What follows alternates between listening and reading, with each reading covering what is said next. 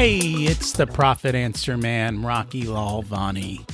If you're new to the podcast, check out my interview with Mike Michalowicz. It's episode number 2. If you want to hear about each chapter in the Profit First book, go back and listen to episodes 3 through 13.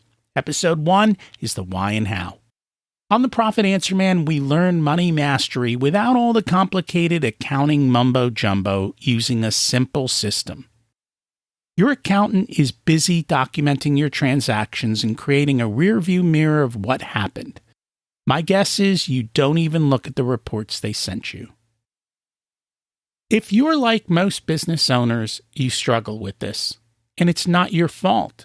We aren't taught money in school, and accountants aren't taught how to be profitable. The Profit First system created by Mike Michalowicz works, and he certified me to help you implement the system in your business. Remember, the new equation is sales minus profit equals expenses. Let's face it, without cash flow, you can't pay your employees, buy needed materials, or pay your mortgage and support your family. I help you to do that and more, so you can focus on the parts of the business you love and receive the rewards for your labor and investment into your business. The stronger you are as a business owner, the more jobs you create, the better we are as a country. Small business owners are the backbone of America, and for that, you deserve to be well rewarded. Just remember, more revenue does not equal more profit. That's why we focus on the bottom line. This episode of the Profit Answer Man podcast is brought to you by SMBpodcastnetwork.com. The network is a collection of podcasts and shows from around the internet which focus on bringing you interviews with amazing guests who share actionable advice, ideas, and information for small and medium-sized business owners and entrepreneurs. Visit www.smbpodcastnetwork.com to find more great shows and easily subscribe to be notified of new episodes. It's a great way to discover quality content. If you've discovered us via the network, then I hope you enjoy today's show and will consider subscribing directly so you never miss our episodes. Today, we have another Profit First professional to join us. And Jeff does a lot more than Profit First. He is a serial entrepreneur himself. Today, our focus is on your freedom, getting you out of your business and getting other people to do the work that you can count on to deliver. Jeff Cohen is a seasoned entrepreneur, having founded and grown multi-million-dollar technology and manufacturing businesses. He gained national attention when he appeared on ABC TV's Shark Tank Season 1. He was the first company that Shark Tank ran a success story on in Season 2.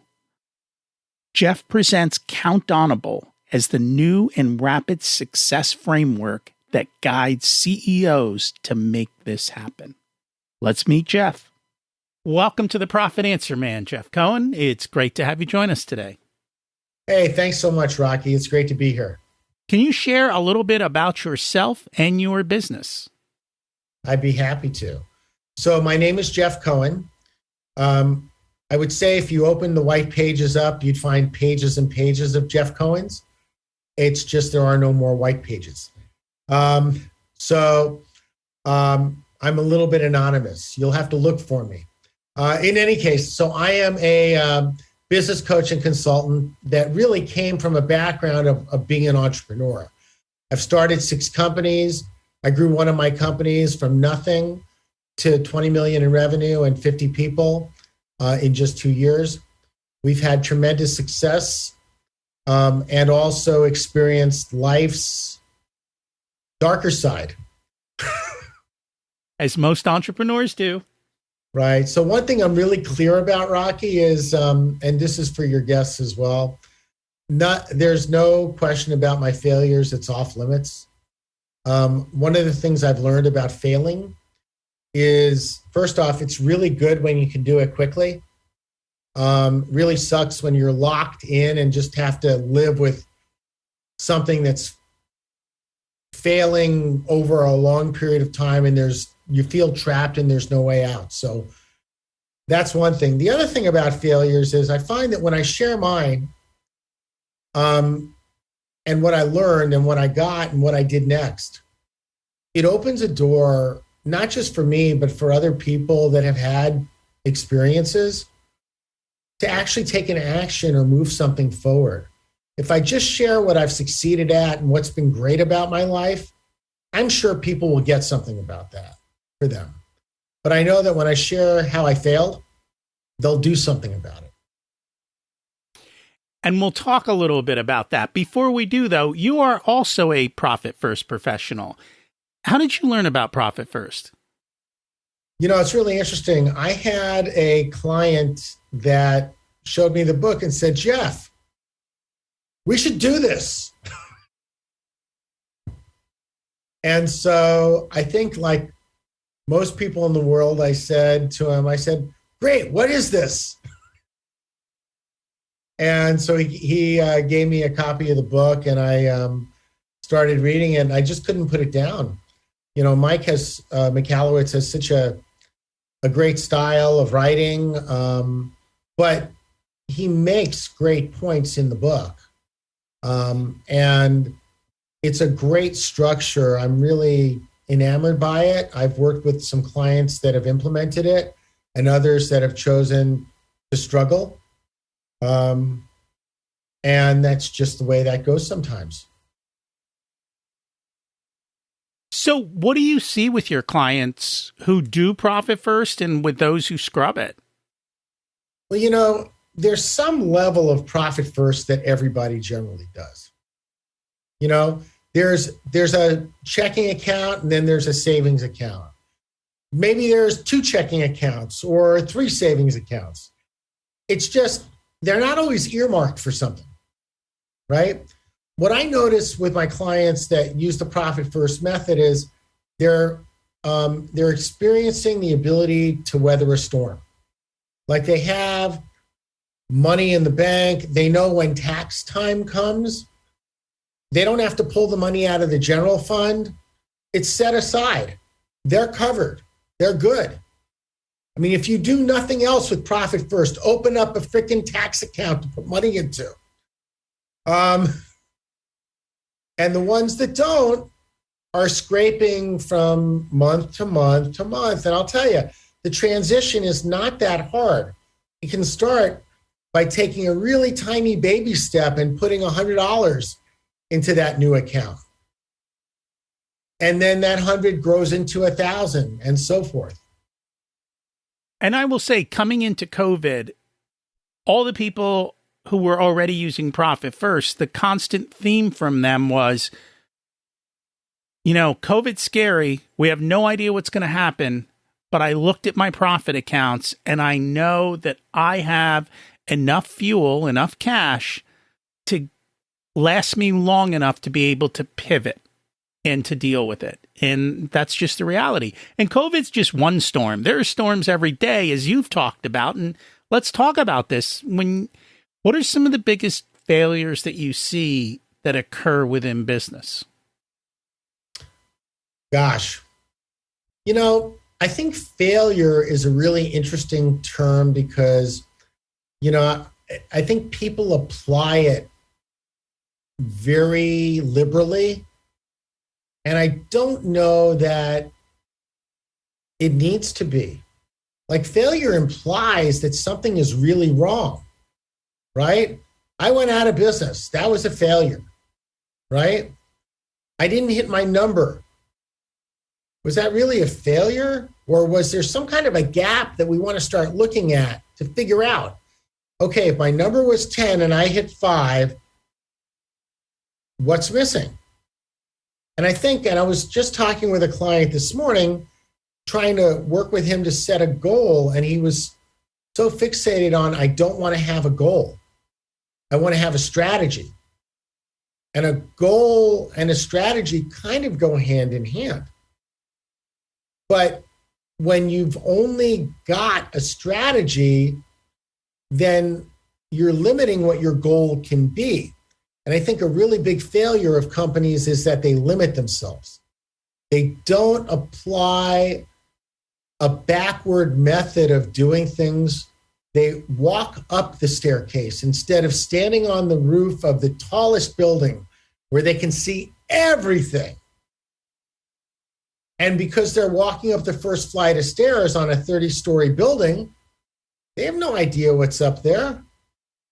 So they're going to set a strategy in place that gets them up one flight of stairs.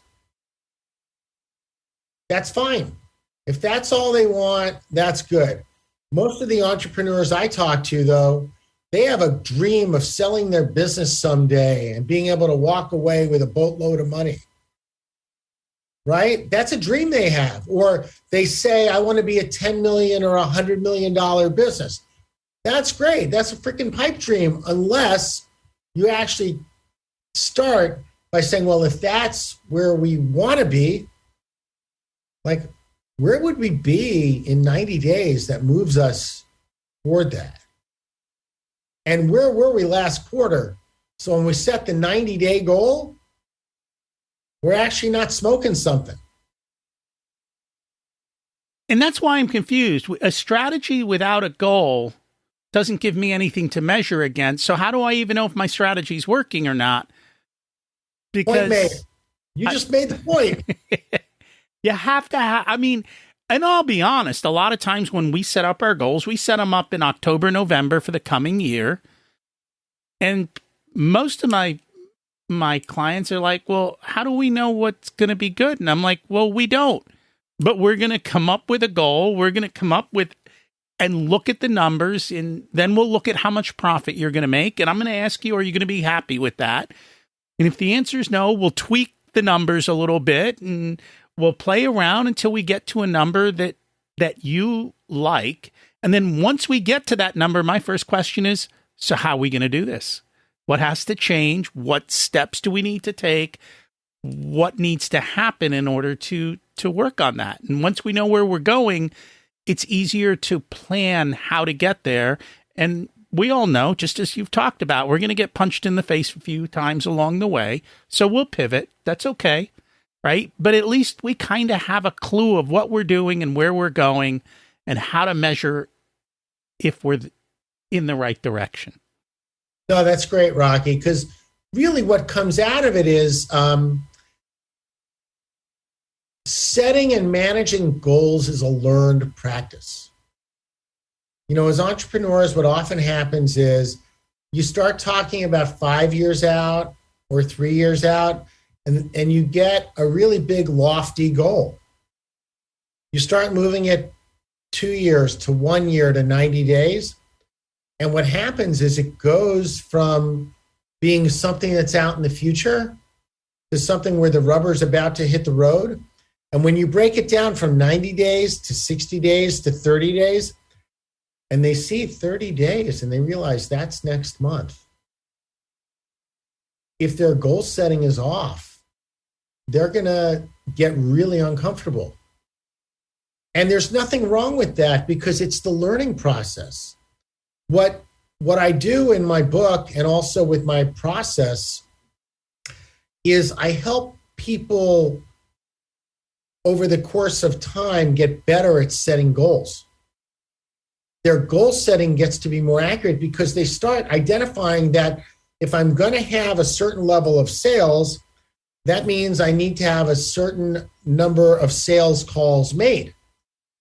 That means I need to have a certain number of salespeople. That means I need to have a certain amount of support for the salespeople, for the sales, and we're able to start creating a roadmap that we can now track and follow. Most people have small businesses that stay small because they're not creating a future that is actionable. They're creating a future dream. And believe me, there's nothing wrong with dreaming. I dream that I'm going to help 100,000 businesses become count-onable. That's my dream, right? So let's talk about that. That's the book that we're here to chat about. It's called Count Honourable. What does that mean? That's a good question. You know, you've probably used and heard the word accountable. And I've talked with hundreds and hundreds of people about accountability. My superpower is the ability to have people experience accountability in a way that is empowering. And that's where the book came from. If you think about the word accountable, the last time most people heard it was last night on the news when someone was going to jail. Or there was a politician that they didn't like. We got to hold this politician accountable. So it's no surprise that your employees don't want to be accountable. You as the business owner or entrepreneur or founder or CEO, you're the only one in the company that's actually accountable. You've said, I'm going to be responsible for all these lives. Your board is actually going to hold you accountable. So you're the one that feels like you've got the gun to your head, not anyone else, right? So being held accountable to me is a lot like being held at gunpoint. It's a forced action. Being countable, you only need one person for that, me. And I need to be confident and be able to tell you, you can count on me for this and this and this. But you can't count on me for that. By the way, the "you can't count on me" comment is the most important thing you can know about an employee on your team. There's probably a lot of confusion around that because A, it's probably a lack of communication. Someone's expecting you to do something that you're not expecting to do. And then it's just having that clarity around all of that. Am I on track? You're right on. So there's a few concepts in the book that are really, really critical. Effective communication is the most critical. And what I found when I got together and started, figuring out how this program would work, I got together with 50 entrepreneurs, CEOs, and business owners. And we started looking at what was not working in our businesses. And what we found was communication was lacking. And where it was lacking is very fundamental, but not recognizable by most people. So while I'm talking, there's something going on in your head. I need to drop the laundry at the cleaners. I need to be prepared to get lunch. I need to, whatever it is, right? And it blocks some of what you hear from me. Yet I will tell you everything that I just said, and you'll say, that's awesome, Jeff, I got it. And then I'll walk away thinking, you got it. That's how communication works, right? It's effective. He said he got it. But the reality is how do you know? So I have some tools in the book that I give you. Like, for example, instead of when someone says got it, just walking away, how about saying, that's awesome, what'd you get? Or I just want to make sure we're on the same page. Can you tell me what you're actually going to do? Doing things like that helps solidify the action that's going to be taken. Otherwise, hours and hours of time get wasted. And since that's the most important and valuable asset that anybody and any business has, why would you want to waste it? Absolutely no reason. So one of the things that you talk about, so Mike talks about ending entrepreneurial poverty, and that gives us a little bit of cash flow so that we can start to live life, which is truly why we all got into business, which is entrepreneurial freedom. Yeah. What does that mean to you? That's a great question.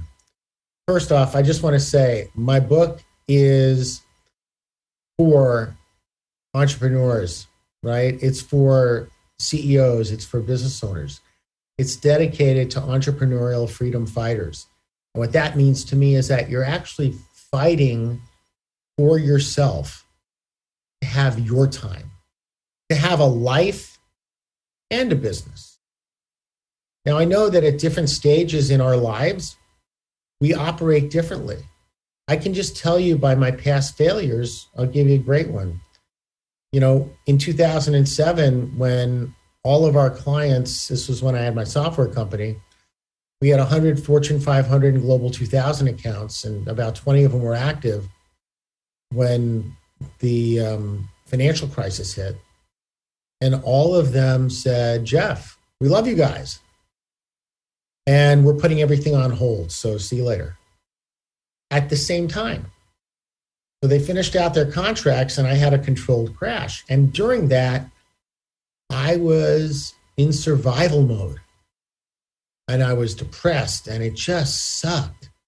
I pushed away everybody in my family. My ex-wife is now an ex-wife because of it. My children wouldn't talk to me for 2 years because of it.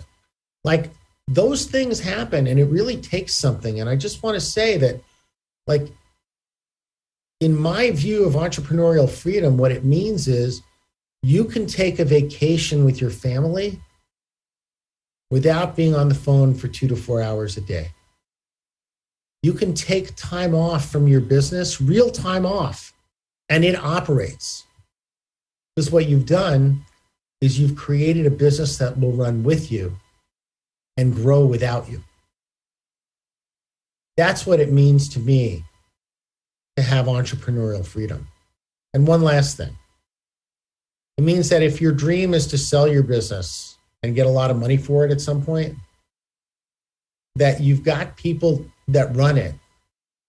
So you don't need to have a 5-year earnout, because only a fraction of those earnouts are ever fully paid. And we've always talked about this. Some people want to keep their business forever, and that's perfectly fine. I applaud you, and that's perfect. But it doesn't mean you still don't want the time freedom. Oh my God, right? And that's what it's all about. A business that is sellable is usually a business that is well run and that is profitable. And so we try to get to that regardless of whether you want to sell or not. It's just a better business, and everybody wants a better business. Yeah, no question. I think that that's some of what people get from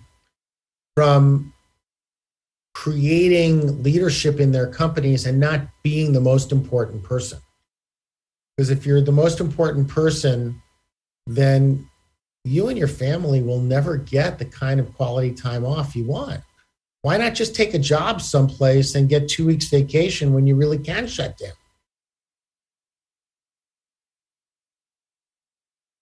And that makes total sense. So what do you do when you've got people that you can't count on? Well, first off, let's start when you hire an employee. So you've gone out through the expense and the headache of sorting through dozens or hundreds of resumes. You go through your hiring process, and now you're in the final interview. You know you want this person. They know you want them. Whatever's going on in their head has them saying, I want this job. And you turn to them and you say, hey, by the way, can you also wash dishes for us? Now, it could be any other chore, any other task. Whatever it is, you have no idea if it's one that they have strengths in, that they're good at, or that they like doing. Now, Rocky, just curious, as an employee, if you were doing something that catered to your strengths, you were good at, and you liked doing, what would you call that job? Fun. Yeah, that'd be your dream job, wouldn't it? Yes. Right. As an employer, what do you think the employer would call that employee? The employer would call that employee a perfect fit, right? Yeah, that'd be their dream employee. Like, we want to replicate this one. the issue is that we start out a lot that way with people. And over time, things change. First off, if we've given them a task like wash the dishes, we've now taken that A employee we're hiring and put them into a B job. And if you don't think that's going to bring their performance down in all areas and have you be disappointed, you're missing something. The other thing that happens is people over time change. I remember a time I wanted nothing more than to be a software sales exec for a big company like IBM. Boom, I was a software sales exec at IBM, right? I also remember a time when I didn't want to be selling software. I really wanted to be running my own business, but I needed a job. So I took one selling software. Probably not the best fit. But, you know, the CEO of the company looked at me and said, Jeff, I want you. You've got all this great experience. He just didn't know what I wanted. So that's the way we treat people. That's the way we hire people. When people want to grow or do something else, we have no idea. So the people fit is really the most important thing in our companies. The communication is critical, right? I have two frameworks in the book. There's the trust framework and the alignment framework. The alignment framework says that if you have a leader that is got a vision and you're now able to prioritize the actions. Oh, and by the way, and there is effective communication, meaning people understand what those actions are and you know they do. It's possible that your whole team could be aligned from you, the CEO, and through as many levels of management that you have between you and the people actually doing the work. Then there's the trust framework that says, if we all have some shared values, and we know what the ability of resources, people and systems and other things are, and there is effective communication, it's possible that there will be trust. Without those two things, what's missing is the outcome you want. And since most people talk from their emotional state, they don't always get to the outcome they want. And that's an enormous gap. I can share a little story about one of my clients I work with. We love stories. Okay.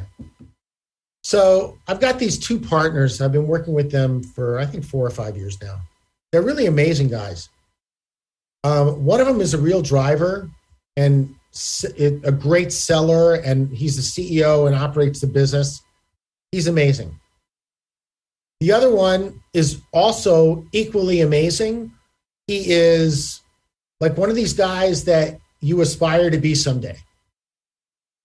It's just, he's more subdued in his approach to the world. So there's a little conflict from time to time between them. And when the CEO gets frustrated or upset about something, he would sometimes take it out or lash out on his chief operating officer. The only thing is that the outcome whenever that would occur is the COO would take 3 or 4 days off and wouldn't be heard of. Now, that's not the outcome you want. When you put people in the penalty zone and you take them out like that, that's what happens. So one day I get a phone call. Hey, Jeff, it's the CEO. You're never going to believe it. I caught myself. I said, really? What'd you catch yourself doing? He goes, I caught myself before I yelled at Tom. I said, wow. It's amazing. I said, what happened? Well, he's still working. So I said, great. So you got your outcome. He goes, yes. An hour later, I get a call from Tom. Tom, you're never going to believe it. Rob caught himself. I'm like, what did he catch himself? That he didn't get mad at me. He just stopped. And I got to tell you, that happened over a year ago. It took a little while to get to that. A lot of conversations about outcomes and knowing that really there's two polarizing avenues of an outcome. One is you can get what you want, right? The other one is you can be right. When people think about it, they understand that if I want to get what I want and I want that outcome, I guess it's not so important for me to be right. Like maybe someone else can be right. Maybe I don't have to jump on somebody about the way they're doing something. Right? I get it from my wife all the time. I love her to death, right? And she says, honey, you're washing the dishes the wrong way. You put the bowls in the top shelf the wrong way. And I know you do that so you stop getting asked, right? No, not a bit. But I recognize that there are things that trigger me. And one of those things is why. So I'll just say, if you want to really dig into what triggers are, you want to go to my website and request the first chapter of the book. It's up there for free. It's called Grand Theft Auto. It's a story about when I stole a car and how my biggest trigger in life has followed me through every job and every role and every interaction with family and friends I've ever had. And I invite you to go to counthonorable.com and request the chapter, because I know that you will be a little surprised by it and get something out of it in a big way. Well, thank you for sharing that. Is there anywhere else people should go to learn more about you? You can come to LinkedIn or Instagram or Facebook. Like I've got my life on view, right? But I really invite you to join us in the movement away from being accountable. I say, stop being accountable. Be countable. That makes a lot of sense. Slight change in words and everything else changes. Business is pretty simple. Doing simple is hard. The thing about it is I wrote every step of my process, which is patent pending right now, in the book. Like it's open source. Anybody can use it. I invite you to. There's nothing new in the process. It's just I went to the hairdresser. I had some extensions put on. I colored it a little bit. Then I combed it to the side. And boom, whammo. We took something that was agile software development back in the early 2000s. And now you've got agile business management. It's a very simple process to follow.